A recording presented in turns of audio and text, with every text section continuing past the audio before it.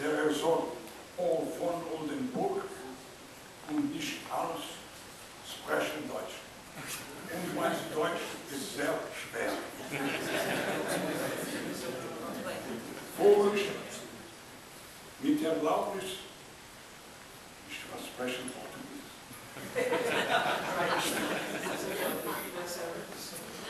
Meine Damen e Herren, minhas senhoras e meus senhores, eu arranhei este talmão em honra do nosso convidado, Sua Alteza, o Duque Paulo von Oldemburg. Espero que compreendam e aceitem, porque acho que em nome de todos nós os temos muita honra que ele aqui esteja.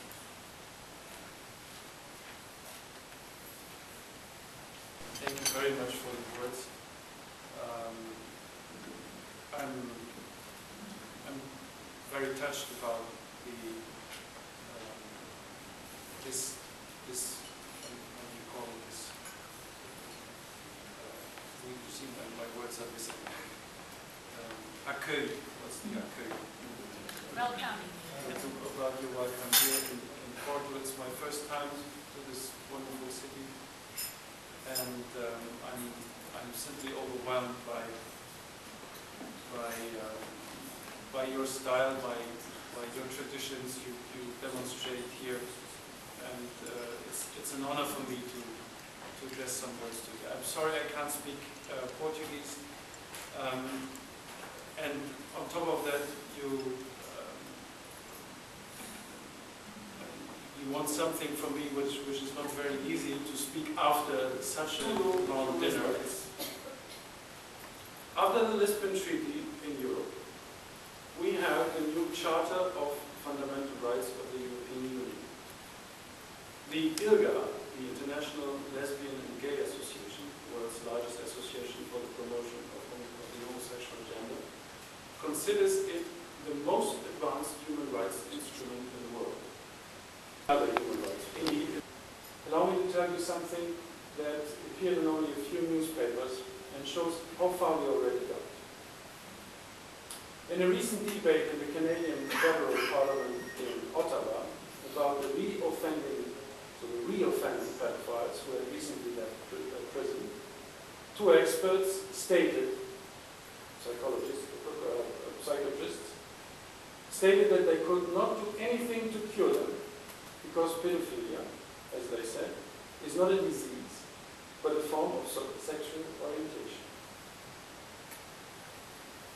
Just 2 weeks ago, the European Parliament voted in favor of a resolution calling for the condemnation of all discrimination on the basis of gender identity.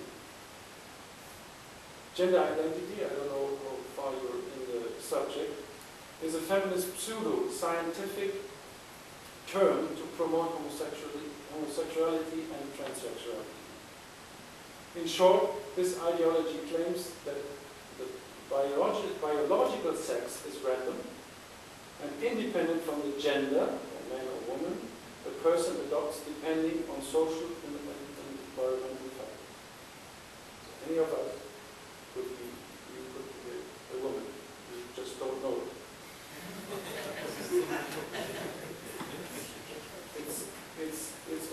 We are already that far. And they're teaching this in France, they're teaching this to the children. It's already from this year, it's in the books, in the school, established by the Treaty of Lisbon.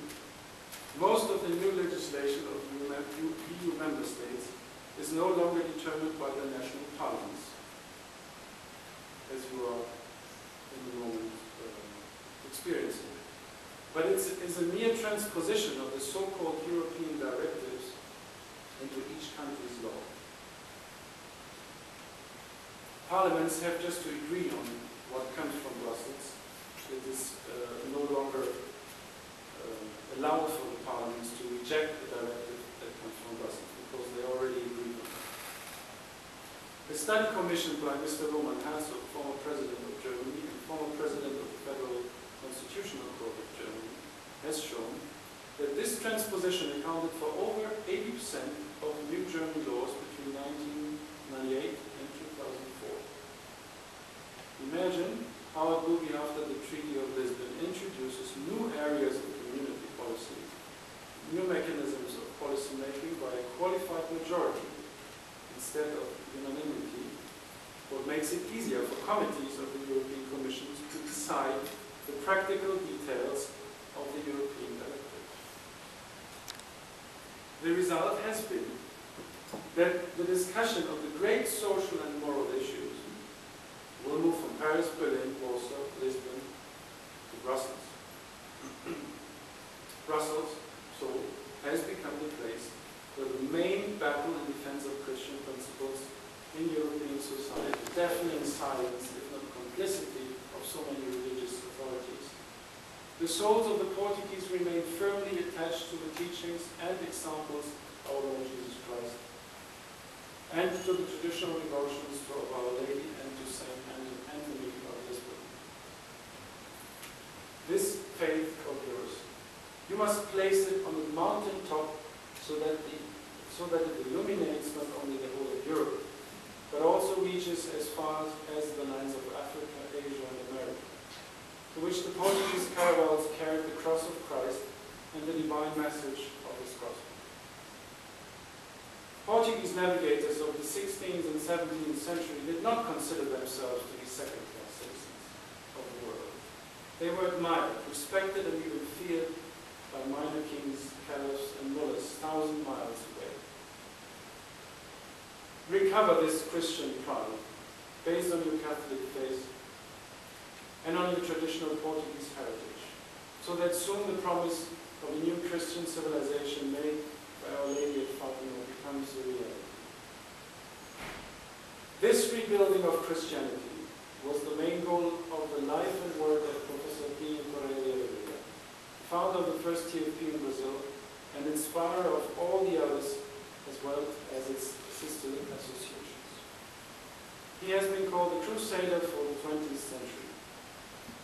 This is also the primary goal of his disciples of the various TFPs operating in Europe. This is the primary goal of the Pro-Ober Christiana Federation that I have the honor to serve in Brussels.